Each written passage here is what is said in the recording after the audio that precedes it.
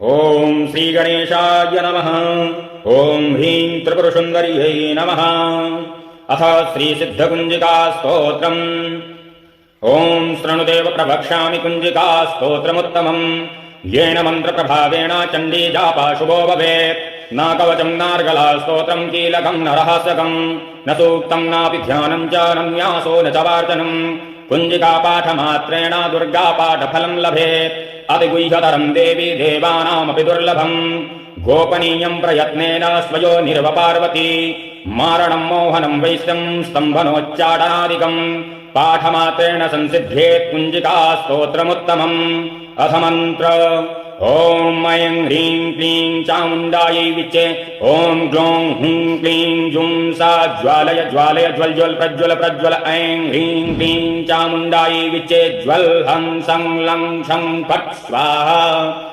नमस्ते रुद्ररूपिण्ये नमस्ते मधुमर्दनी नमः कैटभहारण्ये नमस्ते महिषार्दिनी नमस्ते शुम्भहन्त्रे च निशुम्भासुरघातनी। जाग्रतं हि महादेवीं जपं सिद्धिं कुरुस्व मे। ऐङ्कारे सृष्टरूपायै ह्रीङ्कारे प्रतिपालिका क्लीङ्कारे कामरूपिण्यै बीजरूप नमोऽस्तुते। चामुण्डा चण्डघाते च यैकारे वरदायिनी विच्छे च वयदा नित्यं नमस्ते मन्त्ररूपिणी। धां धीं धुं दुर्जटे पत्नी वां वीं वुं वाघरीश्वरी। क्रां क्रीं क्रूं कालिका देवी सां सीं सुं मे शुभं कुरु। हुं हुं हुंकाररूपिण्यै जं जं जं जम्बनादिनी। आं ह्रीं भ्रूं भैरवी भद्रे भवान्यै ते नमो नमः। अं कं चं तं तं पं यं सं वीं दुं ऐं वीं हं क्षं धियाग्रं धियाग्रं त्रोटय त्रोटय दीप्तं गुरु गुरु स्वाहा। पां पीं पुं पार्वती पूर्णा खां खीं घूं खेचरी तथा।